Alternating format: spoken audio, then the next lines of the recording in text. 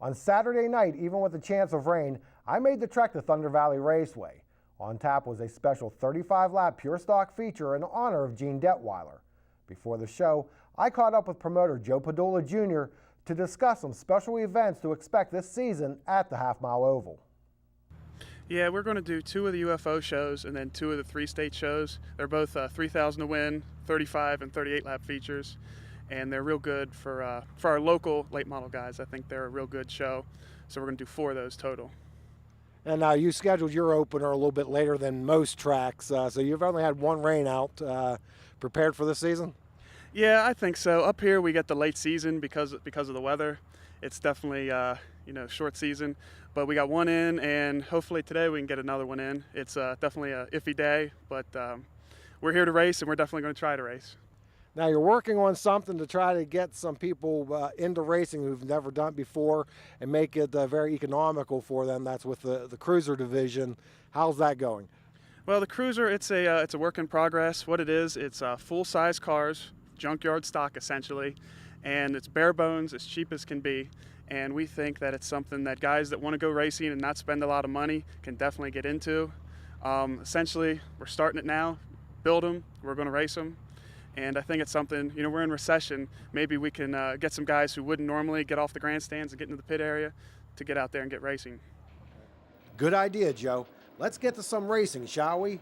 Pure stocks aren't usually showcased, but on Saturday night the drivers got to turn some extra laps for extra money. Semi-late driver Dave Lee jumped to the lead at the drop of the green. Chad Gamble would slip into second ahead of pole sitter Willie Ling. As they race down the backstretch, Gamble looks to the inside of Lee before they hit turn 3. Lee tries to hold on to the spot as he works through the turn, but Gamble gets enough bite to edge out Lee as they complete lap number 1. While the leaders drag race towards turn 1, Ling closes on Lee and makes some contact with the 19 car. Lee regains control just as Bill Replogle in the 60 pressures Ling for 3rd. As they complete lap 2, Replogle tries the high side of Ling while the 58 of Ryan Beckett joins the group.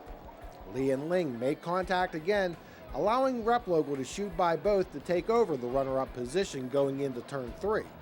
Beckett disposes of Ling, then sets his sights on the 3rd place machine of Lee. Off of turn 4, the 58 powers past Lee before they get to the flag stand. On lap 8, Russ Hartman in the black number 2 and the 14 of Terry Mitchell try something different by racing in the infield. It doesn't work. So Gamble's comfortable lead disappears, and Replogle uses the restart to take a shot at leading the race.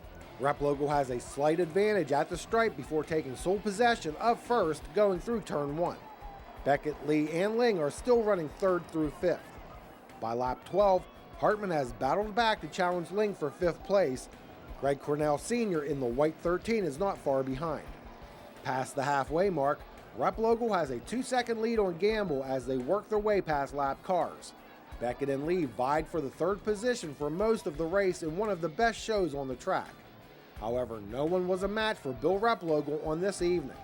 Gene Detweiler's great-granddaughter Morgan Edevane presented Replogle with his trophy on behalf of the whole Detweiler family. Gamble, Beckett, Lee, and Ling round out the top 5.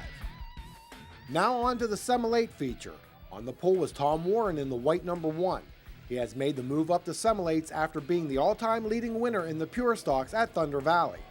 On the start, he quickly takes the point as Bill Pluta Jr. in the 73 car tries to keep pace in the 2nd spot. The 3 of Greg Cornell and Jim Saylor in the 96 race side by side for 3rd place. For the first few laps, Saylor hounded Pluta for the 2nd position. Then as they go through 1 and 2, Cornell passes Saylor on the high side to slide into 3rd, coming off of the turn. Moments later, Cornell works the inside of Pluta on the front stretch. As they enter the turn door to door, Saylor gets into the back of Pluta, then powers by to take over 2nd. The battle for 2nd through 4th allows Warren to increase his lead with Saylor, Cornell, Jeff Benson, and Jason Van Gilder making up the top 5. However, a caution with 3 laps to go allows Saylor a shot at Warren on the restart. But Tom Warren held on to record his first semi-late win. Tom, congratulations. After all your success in the pure stocks, you won your first semi-late race. It feels great there. Jitters were done there, and we finally got that out of the way, so hopefully we can get a couple more. Now, Cornell and Saylor had to battle past Pluto, which allowed you to open up quite a lead. What were you thinking when that caution came out? Because you knew they'd be right on your heels. Oh, those guys dominate everywhere they go. I mean, they're very good, and I have a lot of respect for them. And they had to pass cars to get to me. I started on the pole, so that made my job a lot easier. You had a few laps in this car last season. Looks like you've got handling pretty well. Yeah, we've been tweaking on it. Last week we weren't very good at all, and we made a couple of adjustments on it, and it seemed to work really good tonight. Your crew, they kind of wanted to jump in here. Looks like they're really behind you and do a great job. Yeah, I got a really good crew there. We don't have a lot of time because of work to work on the car there, so we really try to make the best of it when we have time. And my engine builder, Preston Dietz, and everybody's helped me out on the car there. My chassis builder, Miles Chamberlain there, builds a great car there. It's a very safe car, and everybody just helps me out. And besides Thunder Valley, will you be racing anywhere else this year? Yeah, we're going to hit Bedford, Cumberland, probably Roaring Knob. There's Heston, several other tracks we want to go to. The top 5 looks like this. Warren, followed by Jim Saylor, Greg Cornell, Jeff Benson, and Jason Van Gilder. And in the 4 cylinders, it was Ray Edwards picking up the win over Casey Flegel, Martin Vinoski, Tim Thomas, and Danny Lechak. We'll have more highlights from Thunder Valley Raceway later in the show. Up next, Jed Donahue catches up with a member of the PA Posse. Keep it here. Pit Pass returns right after this. Family fun starts at Jake's Karts. Choose a kart from their showroom or have one custom built to your specifications. Custom paint, lift kits, wheels, tires, and rear seats are just a few options. Go ahead, shake it up.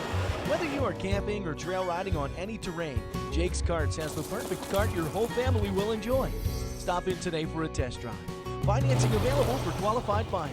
Jake's Karts, Route 522 McBaytown, online at jakeskarts.com.